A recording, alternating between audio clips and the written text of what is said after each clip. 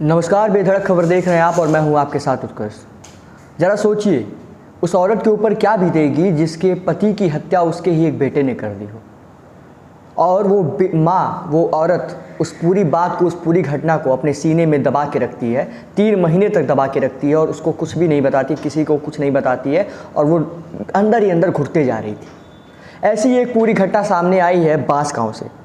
बांस गाँव के मोहन बैदौली गाँव की घटना ये है, जहाँ पे राम किशुन नाम की एक व्यक्ति था। उसके 2 बेटे थे, और जब 2 बेटे हैं तो वहाँ पे ज़मीन को लेके बहुत सारे विवाद थे। एक ज़मीन का हिस्सा था जिसे उसके पिताजी बड़े बेटे को देना चाहते थे, और उसी ज़मीन के हिस्से को उसकी माँ, बच्चों की माँ, अपने छोटे बेटे को देना चाहती थी। लेकिन यहाँ पे एक विवाद होता है। आए दिन उस ज़मीन को लेके घरों में मारपीट हुआ करती थी। घर में रोज़ मारपीट, कुछ ना कुछ कलह, ये सारी चीज़ें होती रहती थी।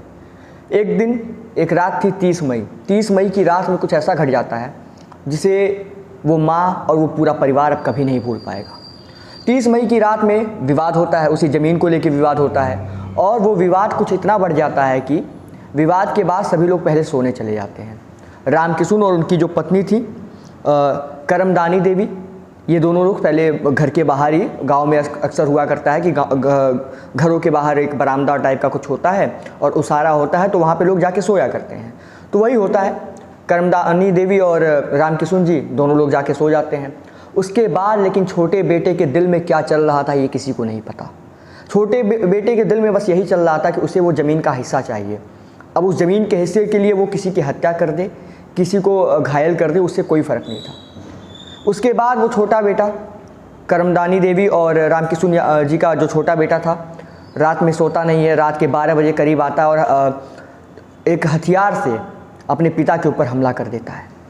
हमला करने के बाद वो वहाँ से चला जाता है। उसके बाद पूरी घटना शुरू होती है।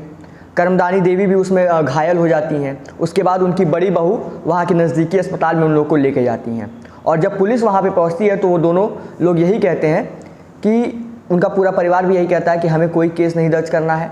और इस पूरी घटना में राम किशुन जी की मृत्यु हो जाती है, और पूरा परिवार यही कहता है कि हमें कोई केस दर्ज नहीं करना है, इसमें भूत प्रेत का कुछ मामला है और हमें भूत प्रेत ने हमारे ऊपर हमला किया, कुछ ऐसी कहानियाँ बनाई गई। लेकिन ये घटना वहाँ पे समाप्त नहीं होती है। एक माँ जो पूरे घटना को अपने दिल में दबा के रखी हुई थी, एक घुटन में जी रही थी, उसका घुटन एक बार के लिए पार हो जाती है, उसकी सारी सीमाएँ पार हो जाती हैं, और एक समय ऐसा आता है उसके 3 महीने के बाद वो माँ बर्दाश्त करने के योग्य नहीं रहती है, और वो माँ पूरी घटना को पुलिस को जाके बता देती है। और जब माँ वो पुलिस को पूरी घटना बताती है तो पुलिस एक्शन में आती है और पुलिस उस बेटे को गिरफ्तार करती है। अब हमें सोचना ये होगा दोस्तों कि एक छोटे से ज़मीन के हिस्से के लिए एक बेटे ने अपने पिता की हत्या कर दी, अपने माँ को घायल कर दिया। क्या आज के समाज में ज़मीन का एक छोटा सा हिस्सा इतना महत्वपूर्ण हो गया है कि किसी की जान उसके सामने कुछ नहीं है? क्या माँ बाप का जो कर्म था, माँ बाप ने हमारे लिए जो किया है, क्या वो कोई मायने नहीं रखता है? बांस गांव की ये घटना हमें बहुत कुछ सिखाती है कि हमें किस प्रकार से समाज में रहना है। हमें छोटी छोटी चीज़ों के लिए, ज़मीन के छोटे से हिस्से के लिए आज उस परिवार ने सब कुछ गंवा दिया। उस परिवार ने एक पिता को गंवा दिया, उस बेटे ने एक पिता को गंवाया, एक महिला ने अपने पति को गंवा दिया। वो परिवार इस समय बहुत ही अकेला हो गया है, और उस बेटे को, जिस बेटे ने हत्या की अपने पिता की, आज वो जेल में है। अब वो ज़मीन का टुकड़ा वो उसके किसी काम का नहीं रहा। हमें लगा कि हमें आपको ये पूरी खबर बतानी चाहिए थी, जो कि बांस गांव के मोहन बैदौली गांव की है, तो हमने आपको बता दी। आपको ये खबर कैसी लगी हो आप हमारे कमेंट बॉक्स में बता सकते हैं। अगर आप हमें फेसबुक पे देख रहे हैं तो हमारे पेज को वहाँ पे फॉलो कर लीजिएगा। अगर आप हमें यूट्यूब पे देख रहे हैं तो चैनल को सब्सक्राइब करें। और ज़मीन का एक छोटा सा हिस्सा आपके लिए कितना आवश्यक हो सकता है, कमेंट बॉक्स में ज़रूर बताइएगा। धन्यवाद।